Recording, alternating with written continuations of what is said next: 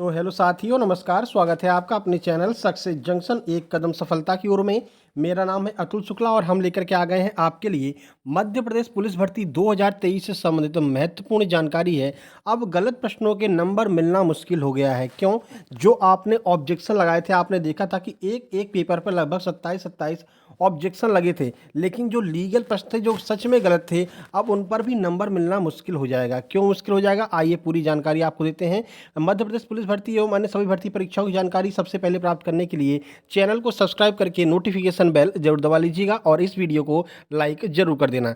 आइए देखते हैं कि आखिर समस्या क्या आ रही है। देखिए, जिन लोगों ने आपत्ति लगाई है, देखिए बहुत से लोगों के मन में ये डाउट था कि अगर हम आपत्ति नहीं लगाएंगे तो हमको नंबर नहीं मिलेंगे। ऐसा सोच करके लगभग एक एक प्रश्न पत्र पर 27-28 जो है प्रश्नों पर आपत्ति लगाई गई, लेकिन वहां पर दिक्कत ये आ गई कि वहां पर जो आपको विवरण देना होता है कि प्रश्नों का विवरण दीजिए कि आप इस पर आपत्ति लगा रहे हैं तो क्यों लगा रहे हैं, उसका कोई प्रूफ दीजिए। तो उस स्थान को या तो खाली छोड़ दिया गया है या फिर उसमें कुछ भी ऐसा उल्टा सीधा लिख दिया गया है, कोई फाइल वहां पर नहीं अपलोड की गई है। ऐसे में दिक्कत उनको हो जाएगी जिन लोगों के नंबर थोड़े एक दो नंबर कम हो रहे हैं, लेकिन वो प्रश्न सच में गलत है, लेकिन उसका आप लोग प्रूफ नहीं दे पाए हैं और किसी ऐसे ने आपत्ति लगा दी जिसके पास कोई प्रूफ नहीं था। तो ऐसे में क्या होगा, ईएसबी उसको एकदम निरस्त कर देगी और आपको एक भी नंबर नहीं मिलेगा उस गलत प्रश्न का। देखिए, कुछ प्रश्न हमारे पास में आए हैं जिनके स्क्रीनशॉट हमारे पास में आए हैं, तो चलिए देख लेते हैं। अब यहाँ पर एक प्रश्न है, वो पूरा प्रश्न आपको हम नीचे दिखाएंगे, लेकिन सबसे पहले ये दिखा दें।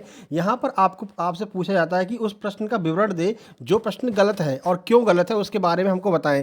तो यहाँ पर विवरण में क्या लिख दिया गया है, देखिए, क्वेश्चन 5, 21, 23, 24, 31, 71, 79, 82, 89 क्वेश्चन रॉन्ग क्यों दिए, जवाब दे ईएसबी। ठीक है ना। अब ये मतलब कि ईएसबी सही प्रश्न पूछ रहे हैं, अपनी मन की बात जो है, अपने मन की भड़ास जो है वो इन्होंने इसमें निकाल दी है। अब ऐसे में क्या होगा, अगर ये क्वेश्चन मान लीजिए सच में गलत है, ये क्वेश्चन सच में गलत है, लेकिन क्योंकि आपने सही से विवरण नहीं दिया है, इसकी वजह से इस क्वेश्चन को जो है मतलब कि ईएसबी सीरियस नहीं लेगी और इस क्वेश्चन का नंबर आपको नहीं दिया जाएगा। ठीक है। और इसमें एक सिस्टम ये भी है कि एक कुछ प्रश्न पर एक ही व्यक्ति आपत्ति लगा सकता है। जैसे आप दोबारा आपत्ति लगाने जाते हैं, वहाँ पर लिख करके आता है इस प्रश्न पर पूर्वतः ही आपत्ति लग चुकी है, अर्थात दोबारा आपत्ति नहीं दर्ज की जाएगी।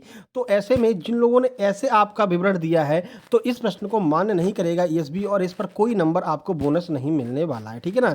कोई फाइल भी देखिए यहाँ पर चूज नहीं की है, वहाँ पर फाइल एक आपको कोई मतलब प्रूफ देना पड़ता है कि देख लीजिए हमने इस किताब से इस प्रश्न को पढ़ा था, उस किताब की फोटो खींच करके आपको अपलोड करनी पड़ती है। लेकिन इस प्रश्न में देखेंगे कि नो फाइल चूजन, कोई भी फाइल को भी इन्होंने अपलोड नहीं किया है और ये विवरण भी बहुत ही गलत दिया, यानी कि एक प्रश्न के ऊपर आप जो है ऑब्जेक्शन लगा रहे हैं जिसका आंसर डी है और विवरण में आप ये पूछ रहे हैं ईएसबी से कि बताइए इतने प्रश्नों पर आपत्ति है, हमको इतने प्रश्न गलत क्यों दिए ईएसबी ने। ठीक है। तो इस प्रश्न को नहीं माना जाएगा।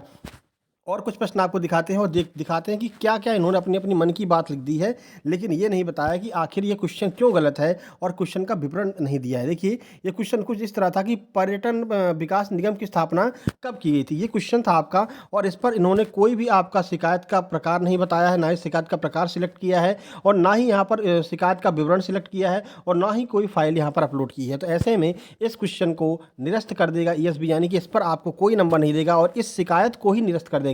भले ही यह क्वेश्चन गलत हो, लेकिन इस शिकायत को ईएसबी इस आधार पर निरस्त कर देगा कि आपने सही प्रकार नहीं चूज किया है और सही हमको विवरण नहीं दिया, इसलिए हम इस प्रश्न को नहीं मानेंगे। ठीक है ना। कुछ अन्य प्रश्न आपको दिखाते हैं, देखिए। और ये जानकारी आपको पसंद आ रही है भाई, वीडियो को लाइक करके शेयर कर दीजिए अपने सही मित्रों के पास में और चैनल पर पहली बार आए हैं तो सब्सक्राइब करके नोटिफिकेशन बेल जरूर दबा लेना। साथ ही साथ में आपको लास्ट में बताने वाले हैं कि कब तक आपका जो है रिजल्ट आ सकता है एमपी पुलिस का और कब तक आपके फिजिकल की बात हो सकती है। ठीक है। एक और प्रश्न देखिए, यहाँ पर एक और कुछ ऐसा प्रश्न जिसका आंसर ईएसबी ने डी माना है। ठीक है ना।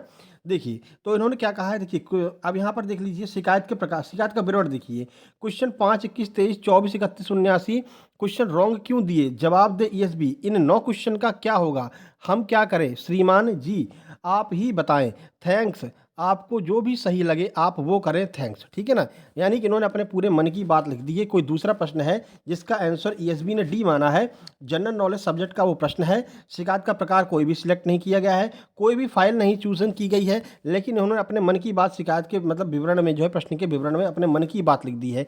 ऐसे में इस प्रश्न को भी ईएसबी निरस्त कर देगा, इस शिकायत को भी ईएसबी निरस्त कर देगा और इस ऑब्जेक्शन को भी ईएसबी निरस्त कर देगा, भले ही इस प्रश्न का आंसर आपका जो है सही हो या गलत गलत हो, कुछ भी हो, लेकिन इसको तुरंत निरस्त कर दिया जाएगा, क्योंकि आपसे शिकायत का विवरण पूछा जा रहा है और आप जो है पूरे प्रश्नों के बारे में बता रहे हैं। अपने मन में जो भी आपकी बात है, जो भी आपकी इच्छा है, वो इच्छा जो है आप ईएसबी को बता रहे हैं, श्रीमान जी बताओ मैं क्या करूं, और आपको जैसा अच्छा लगे वैसा करें। तो उसको यही अच्छा लगेगा कि इस आपके ऑब्जेक्शन को निरस्त कर दिया जाएगा, ठीक है ना। और कुछ प्रश्न आपको दिखा देते हैं। देखिए, एक और प्रश्न यहाँ पे देखिए, कंप्लेंट सवाल के बारे में शिकायत का, ठीक है। अब ये क्वेश्चन बिल्कुल सही है, कोई दिक्कत नहीं है इसमें, ठीक है ना। सबसे ठंडा स्थान कौन सा है, सबसे नम स्थान, सबसे गर्म स्थान कौन सा है, ये प्रश्न पूछा गया था, जिसका आंसर ईएसबी ने बी माना है, ठीक है। अब इस पर भी ऑब्जेक्शन लगाया गया, हालांकि इसका आंसर बिल्कुल सही है, ठीक है ना। ईएसबी ने बी माना और बी इसका बिल्कुल सही आंसर है, लेकिन यहाँ पर ऑब्जेक्शन तो लगा दिया इनने। ऑब्जेक्शन में क्या किया, शिकायत का प्रकार इन्होंने कोई सिलेक्ट नहीं किया, ठीक है। शिकायत का विवरण कुछ नहीं बताया, इन्होंने कहा सीधे क्वेश्चन नंबर 33 डाल दिया है, शिकायत का कोई विवरण इन्होंने नहीं बताया, ठीक है। कोई फाइल सहायक दस्तावेज अपलोड करें, पीडीएफ या जेपीजी, यानी यहाँ पर पूछा जाता है कि आपको अगर इस प्रश्न में कोई दिक्कत लग रही है तो आप एक काम करो, जहाँ पर आपने इसको पढ़ा हो वो आप एनसीईआरटी का जो है हमें या तो फोटो भेज दीजिए या कोई पीडीएफ अपलोड कर दीजिए। तो इन्होंने ना कोई फोटो अपलोड किया, ना कोई पीडीएफ अपलोड की। ऐसे में क्या होगा, ईएसबी इस शिकायत को भी निरस्त कर देगा, ठीक है ना। तो ऐसे में दिक्कत किसको होने वाली है, देखिए, ऐसे में दिक्कत उन अभ्यर्थियों को होगी जो 1-2 नंबर से रह जा रहे हैं, ठीक है ना। 1-2 नंबर से जो मतलब सिलेक्शन में रह जाएंगे, या फिर 1-2 नंबर से जो मान लीजिए फाइनल सिलेक्शन में रह जाएंगे, उनको दिक्कत यहाँ पर होने वाली है। ये प्रश्न गलत है, उन्होंने इसका आंसर सही लगाया था, ईएसबी ने गलत माना है, लेकिन उनसे पहले किसी ने ऑब्जेक्शन कर दिया है और उसने कोई फाइल वगैरह अपलोड नहीं की, कोई शिकायत का विवरण नहीं दिया, अपने मन की बात शिकायत के विवरण में कर दी है। ऐसे में वो प्रश्न निरस्त हो जाएगा और वो 1 से 2 नंबर का नुकसान उन अभ्यर्थियों को हो जाएगा। अब देखिए, जिनके 50-52 नंबर है, 50 नंबर है, 52 नंबर है, उन्होंने आपत्ति लगा दी तो कोई दिक्कत नहीं है, नहीं बढ़ेगा, नहीं बढ़े, वो तो वैसे भी नहीं पास हो रहे हैं, ठीक है ना। लेकिन उन लोगों के लिए दिक्कत हो जाएगी 70, 72, 71 नंबर पर टिके हुए हैं, उनको दिक्कत हो जाएगी। वो अगर इस पर ऑब्जेक्शन लगाते और सही सही अगर आप एक तरह से प्रश्न का विवरण सही लिखते और फाइल सही अपलोड करते तो आपको 1 नंबर 2 नंबर मिल सकता था, लेकिन ऐसे में आपको कोई नंबर नहीं दिया जाएगा और ये शिकायत को जो है निरस्त कर दिया जाएगा। ये एक तरह से कह सकते हैं कि ये वो लोग हैं जिनको या तो जानकारी नहीं है इस बारे में कि कैसे आपको ऑब्जेक्शन लगाना रहता है, या फिर उनको इस बात का डर था कि अगर हम ऑब्जेक्शन नहीं लगाएंगे तो हमको नंबर नहीं मिलेंगे, ठीक है ना। तो ऐसा बिल्कुल भी नहीं है, चाहे आपने ऑब्जेक्शन लगाया हो या ना लगाया हो, अगर वो प्रश्न गलत है और उसकी सही जानकारी दी गई है और उसके खिलाफ जो है सही एनसीईआरटी का जो है आपका फाइल जो है अपलोड की गई है, पीडीएफ या फिर फोटो, तो उसको ईएसबी गलत मानता है और उसका जो है बोनस नंबर जो है देता है, सबको उसी हिसाब से बांटता है। कैसे नंबर बांटता हम बता चुके हैं, ठीक है ना। तो ऐसे में इन लोगों के लिए दिक्कत हो जाएगी। बाकी आपकी एमपी पुलिस की रिजल्ट की अगर हम बात करें तो देखिए, अभी आप हम आचार संहिता की एक फ़ोटो अपलोड कर देंगे। आचार संहिता के बारे में आज एक मीटिंग बुलाई गई है, ठीक है ना। उस मीटिंग से यह स्पष्ट हो रहा है कि आचार संहिता आपके अगले 2 से 3 दिनों में लग जाएगी। ऐसे में ये आपका रिजल्ट जो है वो आपका टल जाएगा, ठीक है ना, क्योंकि पुलिस लग जाएगी चुनाव के चक्कर में, ठीक है। आचार संहिता लगते ही पुलिस के पास में बहुत सारे काम आ जाते हैं। ऐसे में ये रिजल्ट आपका टल जाएगा और ये रिजल्ट आपका जाएगा दिसंबर के आसपास। दिसंबर में आपका रिजल्ट आएगा, जनवरी के आसपास जो है आपका फिजिकल होगा। एक और प्रूफ हमारे पास में एमपीपीएससी का भी आता है। एमपीपीएससी के जो आपके इंटरव्यू हैं उनको भी आगे टाल दिया गया है। चुनाव के बाद इंटरव्यू होंगे, उसका भले ही मेंस अक्टूबर में करवा ले रहे हैं, उसका इंटरव्यू चुनाव के बाद में होगा, वो भी हम आपको दिखाएंगे। सारे प्रूफ थोड़ी देर बाद आपके पास में हम वीडियो के थ्रू लेकर के आने वाले हैं। उसमें आपका और क्लियर हो जाएगा कि कब तक आपका फिजिकल होगा, कब तक आपका रिजल्ट आएगा और कौन कौन सी वैकेंसी आगे आ सकती हैं या फिर नहीं आएंगी। एमपी पुलिस की वैकेंसी जनवरी फरवरी के आसपास देखने को मिलने वाली हैं। कितनी वैकेंसी और आएंगी उनके बारे में भी हम आपको बताने वाले हैं। वीडियो पसंद आ गई, जानकारी पसंद आ गई तो भाई वीडियो को लाइक कर देना और शेयर कर देना अपने सभी दोस्तों के पास में जिनका आगे एग्जाम होने वाला है या फिर जो लोग तैयारी कर रहे हैं, उन लोगों के पास में सही सही जानकारी कम से कम पहुंच सके, उन लोगों को ही पता चल सके कब तक फिजिकल होगा आपका, ठीक है ना।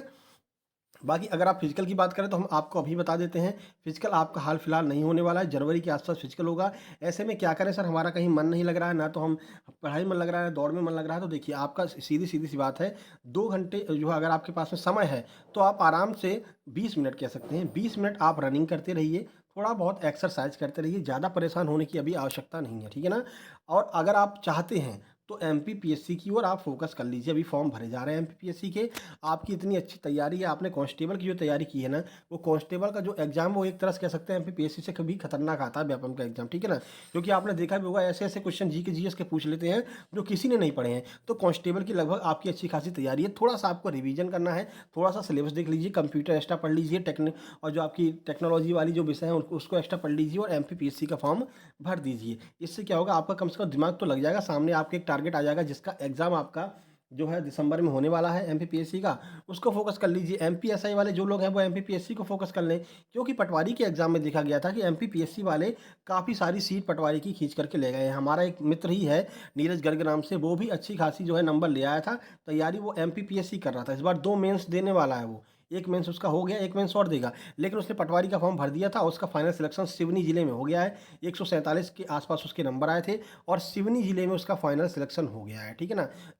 तो ये तो क्लियर है कि अगर जब पीएससी वाले पटवारी दे सकते हैं तो पटवारी और कांस्टेबल वाले पीएससी क्यों नहीं दे सकते हैं, क्योंकि अच्छा खासा टाइम मिल जाता है मेंस के लिए, ठीक है। इसलिए आप अपनी पढ़ाई भी करते रहिए और थोड़ा थोड़ा 20-20 10-10 मिनट का टाइम अपने फिजिकल के लिए निकालते रहिए। बाकी जल्दी ही कोई भी नई अपडेट आएगी तो हम आपके लिए लेकर के आएंगे। जल्दी ही मिलते हैं नई अपडेट के साथ में, तब तक के लिए नमस्कार, धन्यवाद।